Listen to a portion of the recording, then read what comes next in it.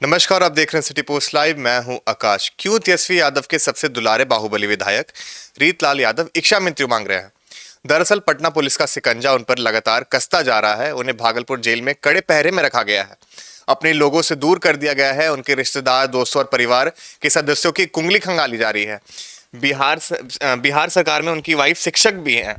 उन पे भी चल रहा है बिल्कुल, जांच। उनकी वाइफ शिक्षक हैं और पुलिस विभाग ने शिक्षा विभाग को पत्र लिख करके उनके खिलाफ कार्रवाई की मांग की है।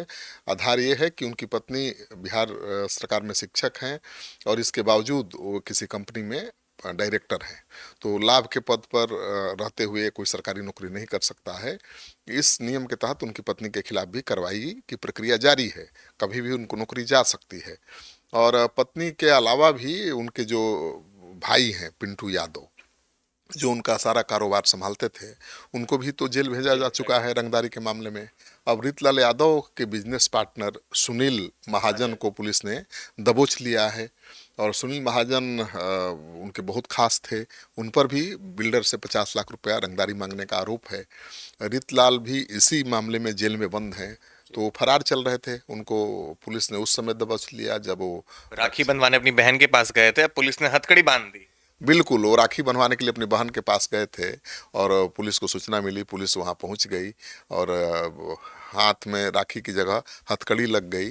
तो सुनील महाजन की गिरफ्तारी पटना के और एसटीएफ की संयुक्त टीम ने किया है। रूपसपुर थाना क्षेत्र के महाजन मेंशन में छापेमारी की गई और सुनील महाजन 10 अप्रैल को खगोल थाने में दर्ज हुए एक केस के बाद से फरार चल रहा था। पुलिस को सूचना मिली थी कि वो अपनी बहन से राखी बंधवाने के लिए आया है। तो पुलिस ने, एसटीएफ ने रेड किया और रेड करके उसको धर दबोचा। तो आए थे बेचारे राखी बंधवाने, लग गई हथकड़ी। और इसी मामले में विधायक रीतलाल यादव तो जेल में है ही, अब उनका पार्टनर भी जेल चला गया है। रीतलाल यादव इच्छा मृत्यु क्यों मांग रहे हैं? देखिए, रीतलाल यादव भागलपुर जेल में है। पहले बेऊर में थे तो अपने लोगों से आसानी से मिल लेते थे। और उनके गैंग से जुड़े बहुत लोग यहाँ पर थे। तो जेल से भी मोबाइल फ़ोन के जरिए लोगों से मिलजुल कर अपना कांटेक्ट थे और अपना काम कर लेते थे। तो कहीं वो आपराधिक वारदात को अंजाम न दें, जेल से मोबाइल फ़ोन के जरिए अपना गैंग ऑपरेट न करें, इस बात को ध्यान में रखते हुए उनको भागलपुर जेल भेज दिया गया।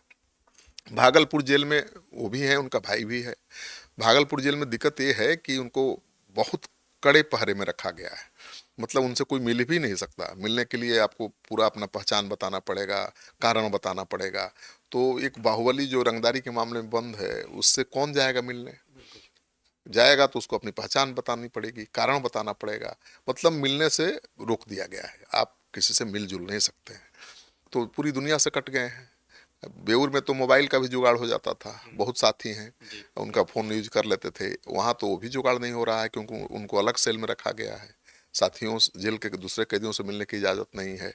तो सफोकेटेड फील कर रहे हैं। तो उनके परिवार रिश्तेदारों को दिक्कत क्यों दे रही है पुलिस? अब देखिए, कोई आपराधिक रिकॉर्ड है जिसका, उसके परिवार रिश्तेदारों की कुंडली तो पुलिस खंगालेगी ही। अब तो पुलिस जो बाहुबली हैं, जो अपराधी हैं, उनकी संपत्ति को अटैच करने की अभियान चला रही है। कोर्ट में सैकड़ों मामले अभी जा चुके हैं। कोर्ट के फैसले का इंतजार है। जैसे ही फैसला आएगा, कई बाहुबलियों की संपत्ति कुर्क की जाएगी, जब्त की जाएगी। रीतलाल यादव की भी संपत्ति को जब्त करने की कार्रवाई चल रही है। मामला अभी कोर्ट में है। जैसे ही कोर्ट से हरी झंडी मिलेगी, उनकी संपत्ति को अटैच किया जाएगा। तो उनके रिश्तेदारों को, उनके साथ काम करने वालों का, उनके परिवार का पुलिस कुंडली खंगाल रही है। तो चुनाव आने वाला है, तो चुनाव से पहले रीतलाल यादव बाहर आएंगे कि नहीं आएंगे? अब देखिए, चुनाव से पहले तो रीतलाल जेल से बाहर नहीं आएंगे और चुनाव को ध्यान में रखते हुए ही उनको पटना के बेऊर जेल से भागलपुर ट्रांसफ़र किया गया है। क्योंकि रीतलाल यादव के जो विरोधी हैं, उनका कहना है कि रीतलाल यादव के डर से जो बीजेपी के परंपरागत वोटर हैं, बनिया, ठीक है, या जो भी परंपरागत वोटर हैं, वो वोट डालने जाते ही नहीं हैं। रीतलाल यादव उनके बीच घूम जाते हैं और कह देते हैं कि इस बार वोट मत डालिएगा। वो वोट नहीं मांगते हैं। वो जानते हैं कि जाएगा बूथ पर तो वोट दे देगा बीजेपी को, हाँ, एनडीए को वोट दे देगा, फुल पर बटन दबा देगा। तो सीधा कहते हैं कि आपको जाना ही नहीं है उस उसके तरफ। खौफ से लोग वोट नहीं दे जाते हैं। अब तो उनके विरोधियों का यही कहना है कि उनके खौफ से बनिया समाज के लोग, बीजेपी के जो परंपरागत वोटर हैं, वो वोट डालने नहीं जाते हैं। तो इस बार सरकार की योजना है कि उनको जेल में ही चुनाव में रखा जाए और दूर रखा जाए, जहाँ से वो अपने लोगों से कांटेक्ट ही न कर सकें। अब उनके अनुपस्थिति में उनके भाई पिंटू यादव काम कर सकते थे, तो उनको भी जेल में भेज दिया गया है।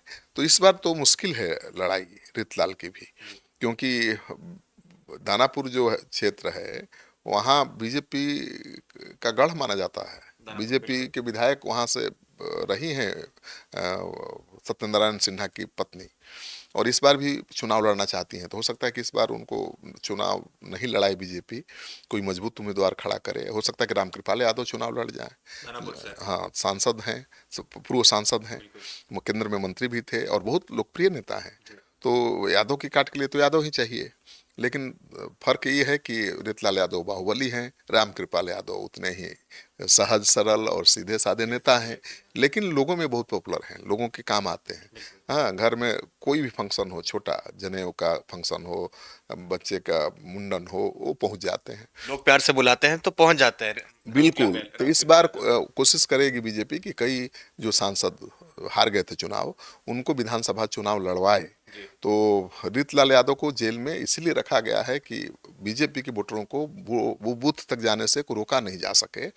और जहां तक आप बात कर रहे थे रीतलाल यादव के साथी सुनील का, तो सुनील, हाँ, सुनील महाजन जो गिरफ्तार हुआ है, तो सुनील महाजन कोई शरीफ नहीं है, उनका भी आपराधिक रिकॉर्ड रहा है, डबल मर्डर का है। हाँ बिल्कुल। वह 2015 से दानापुर में हुए डबल मर्डर और 2010 में हुई एक हत्या के मामले में भी चार्जशीटेड हैं।